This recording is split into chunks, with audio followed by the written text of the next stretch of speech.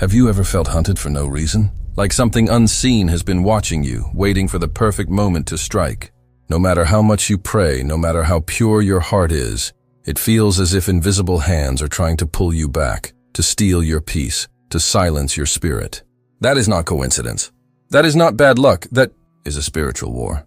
And the fact that you can feel it means one thing. You are marked, chosen, set apart by heaven itself. When someone dares to touch a child of God, they are not just crossing a line.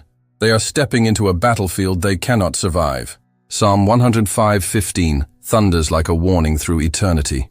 Touch not my anointed ones, and do my prophets no harm. When that command is ignored, what follows is not random. It's divine order in motion, a chain of consequences so precise, so terrifying, that even demons tremble at the sight of it. Because when God defends his chosen, he doesn't whisper, he roars. Every attack sent against you becomes a verdict against your enemies. Every trap they dig becomes their own pit. Every curse they speak becomes the weapon that pierces their own peace. This is not vengeance. It's justice, holy, unstoppable justice. And today, you're going to see how heaven responds when someone dares to harm one of its warriors. We are about to uncover the 9 terrifying things God does to those who touch his chosen. 9 unstoppable waves of divine retribution that prove one unshakable truth. No one fights against God and wins. Stay until the very end, because what you'll hear in the final revelation will shake your soul and remind you of who you truly are. Untouchable, unbreakable, divinely protected.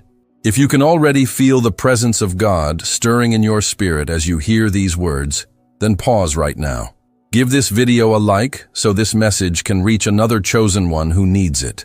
If you haven't subscribed yet, do it now, because every revelation that flows here is designed to armor your spirit for the days ahead.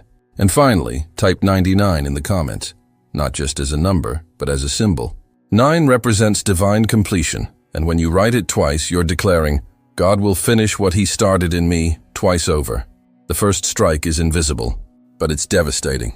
When someone dares to wound a chosen one, God doesn't send thunder first. He begins in silence. The mind, that's where the unraveling starts. The very peace that once helped them sleep turns against them. Their thoughts, once sharp and confident, become loud, restless, chaotic. They wake up at 3 a.m. with a pounding heart, not knowing why. They replay conversations in their heads, feel unseen eyes on them, and hear that soft but relentless whisper echoing from somewhere deep inside. You touched the wrong one. What began as arrogance becomes anxiety.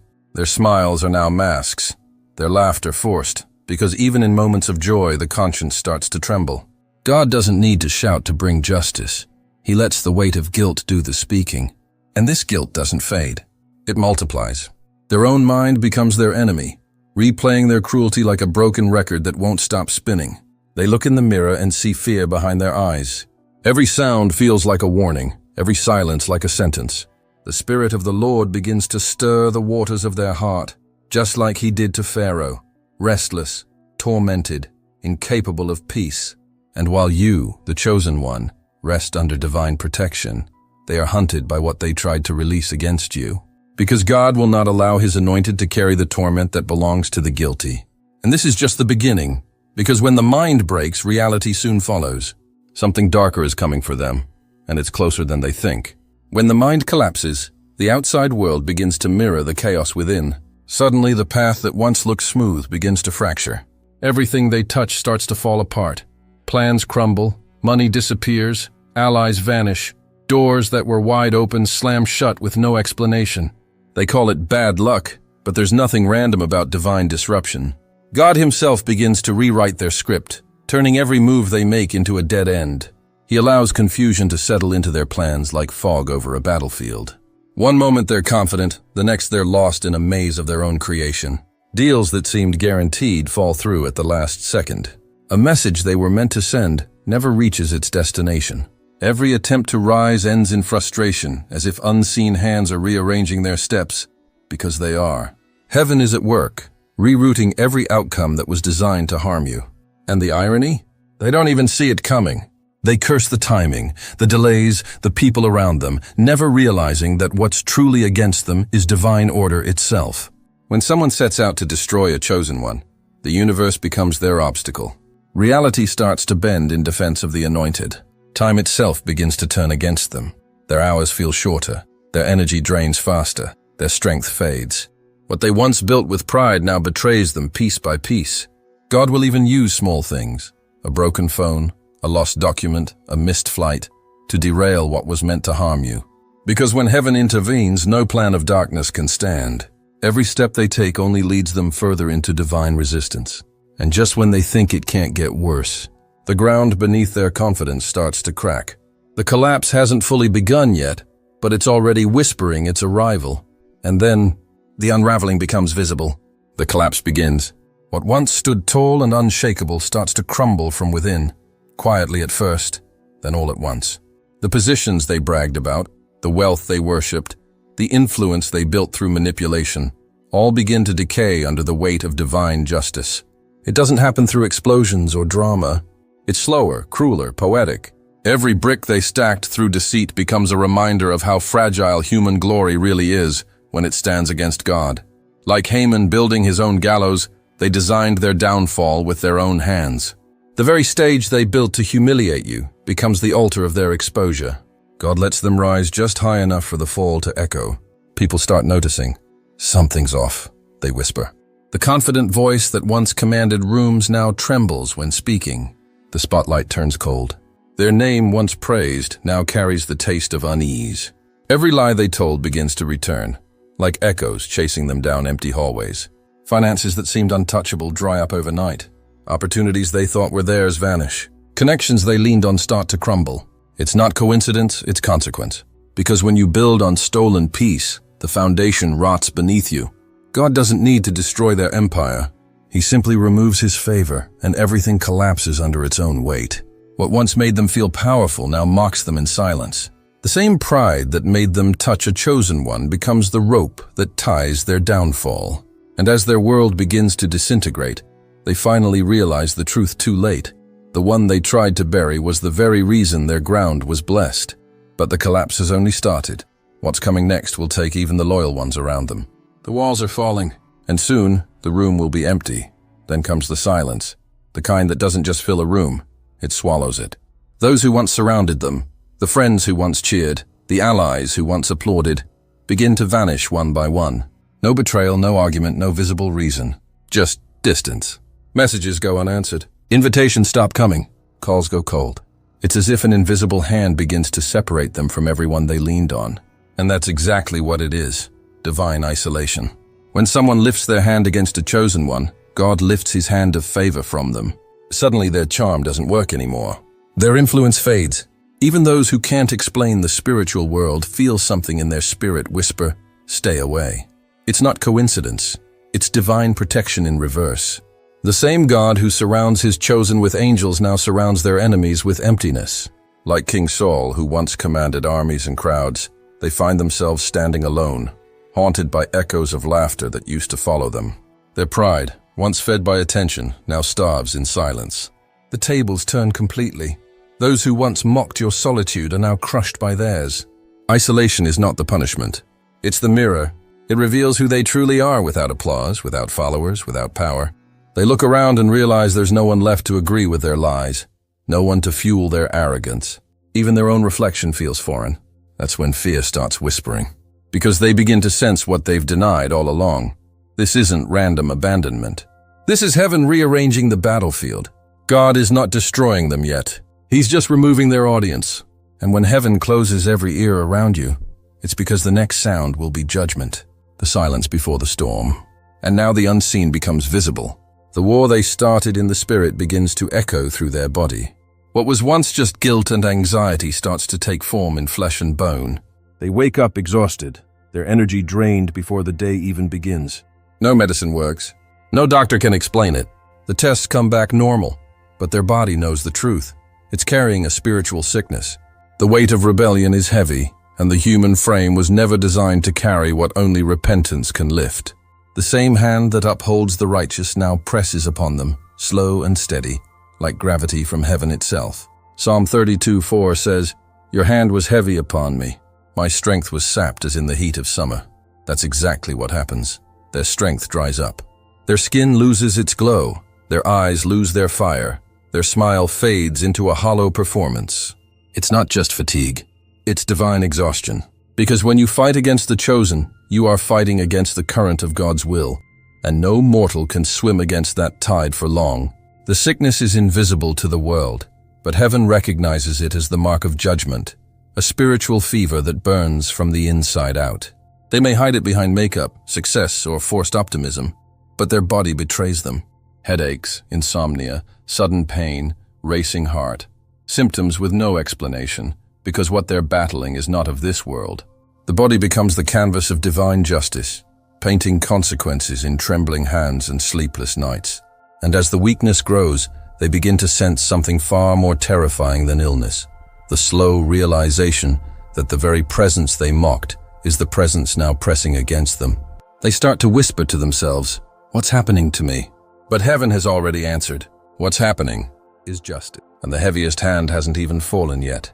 And then comes the moment no human ego can survive, the breaking of pride. This is where God steps out of the shadows and confronts their arrogance head-on. Everything they once flaunted begins to vanish. The money they bragged about, gone. The admiration they fed on, silent. The image they built like a monument to themselves, shattered. The fall is not random, it's surgical. Heaven doesn't humiliate out of cruelty, but to reveal truth in its purest form. What once elevated them becomes the weapon that brings them down. Their platform turns into a stage of exposure, their fame into their mirror of shame.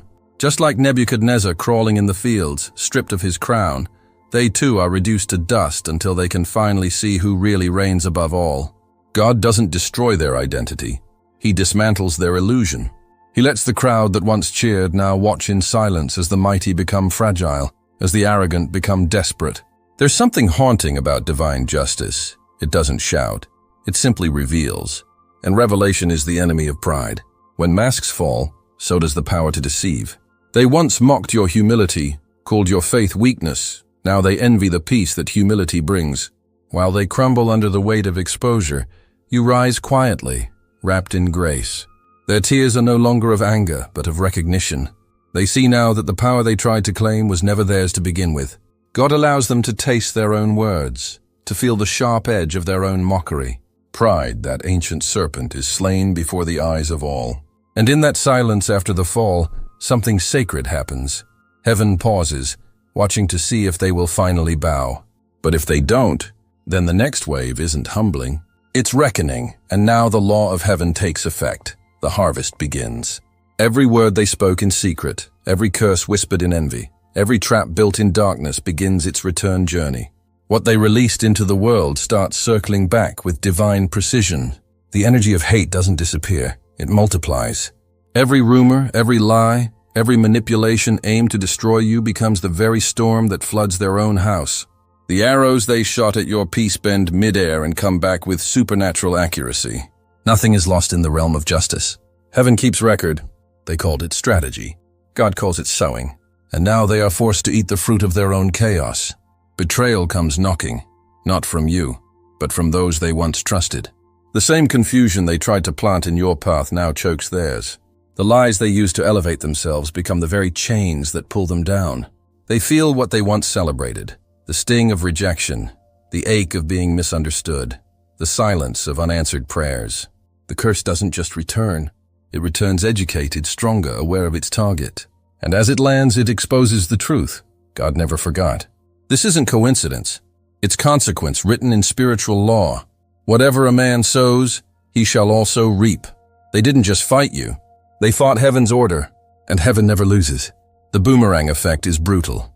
Not because God is cruel, but because he is consistent. His justice doesn't rush. It waits for the perfect moment, when the reaping hurts just enough to teach.